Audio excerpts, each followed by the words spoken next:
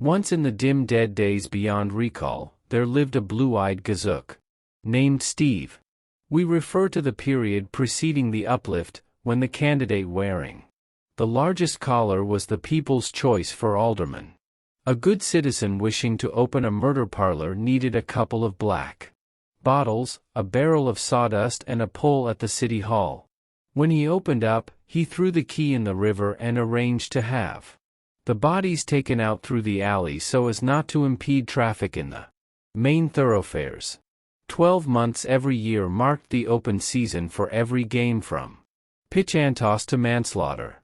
Anyone in search of diversion could roll Kelly pool at 10 cents a cue in the morning, go to the track in the afternoon, take in a 20-round scrap in the evening and then shoot at the wheel a few times before backing into the flax. The police were instructed to make sure that all pushcart peddlers were properly licensed. Steve roamed the wide-open town and spread his bets both ways from the jack. When he cut the string and began to back his judgment, he knew no limit except the Milky Way. Anytime he rolled them, you could hear considerable rumble. All the bookies, barkeeps, bruisers, and the boys sitting on the moonlight rattlers knew him by his first name and had him tagged as a producer. And a helva nice fellow.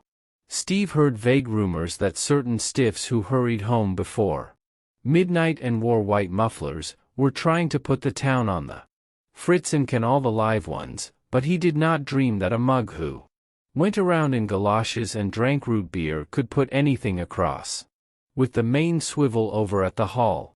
Oh, the rude awakening. One day he was in a pool room working on the form sheet with about 150 other students and getting ready to back Sazerac off the boards in the third at Gutenberg, when some blue wagons backed up and Steve told the desk sergeant, a few minutes later, that his name was Andrew Jackson. Next day he had a wire from a trainer, but when he went to the old familiar joint, the plainclothes men gave him the sign to beat it and he turned away, throbbing with indignation.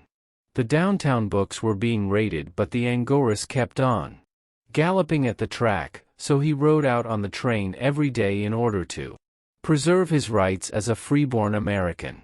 One day, just as he was peeling from his roll in front of the Kentucky Club, in order to grab Gertie glue at 8 to 5, lightning struck the paddock and laid out the entire works.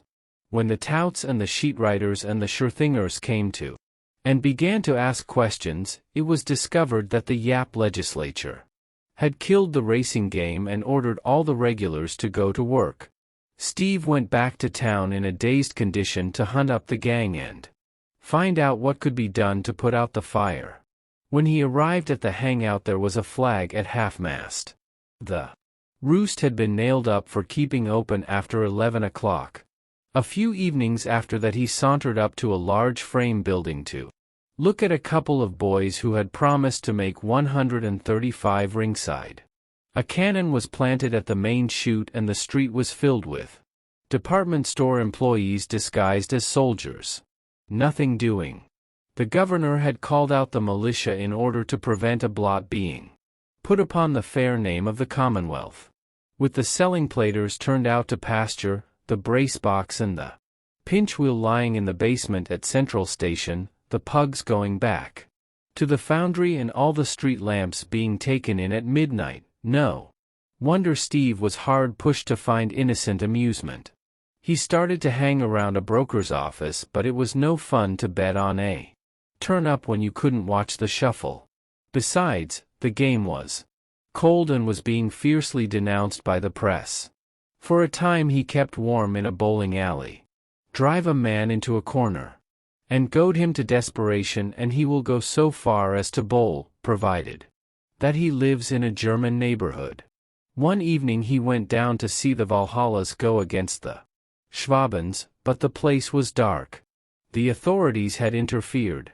It seemed that the manufacture of bowling balls involved the destruction of the hardwood forests, while the game itself overtaxed certain important muscles, ending with Alice, at the same time encouraging profanity and the use of 5-cent cigars. Steve had one standby left to him. He could prop himself up on the bleachers with a bag of lubricated popcorn between his knees and hurl insulting remarks at Honus Wagner, Joe Tinker, and Ty Cobb. When he crawled up in the 50-cent seats, he found the same old bunch that used to answer roll call at the pool room, the Sharky Club, and the betting ring. The law had made them decent citizens, but it hadn't made them any easier to look at.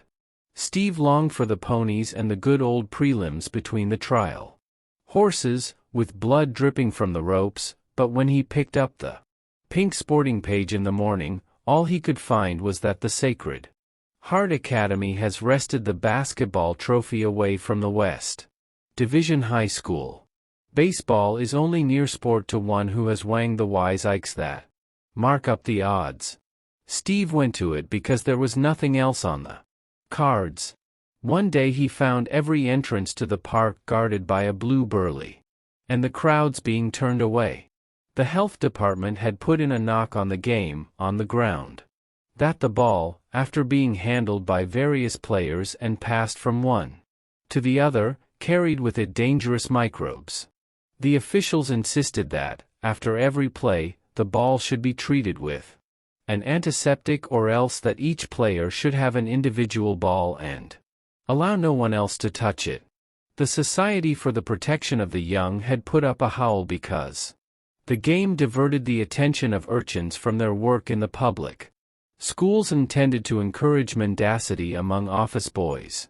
The concatenated order of highbrows had represented to the proper authorities that, as a result of widespread interest in the demoralizing pastime, ordinary conversation on the tail end of a trolley car was becoming unintelligible to university graduates, and the reports in the daily press had passed beyond the ken of a mere student of the English language. The medical society certified that 8 out of 10 men had shattered their nervous systems, split their vocal cords, and developed moral astigmatism, all because of the paroxysms resulting from partisan fervor. Either build an asylum in every block or else liberate the present inmates of all the nut colleges. It was not fair to keep the quiet ones locked up, while the raving bugs were admitted to the grandstand every afternoon. Under the circumstances, a purely paternal administration could do only one thing. It put baseball out of business. On the very next afternoon, the unquenchable demand for sport asserted itself. Steve went into the backyard with his eldest son and looked about cautiously. "Is the lookout stationed on the fence?" he asked. "He is." "Is the garden gate securely locked?" "It is." "Are the mallets properly muffled?" "They are." "Then to hell with the law. We'll have a game of croquet." Moral: if it is in the blood, the only remedy is the substitution of iced tea. Thanks for watching me. Subscribe to my channel.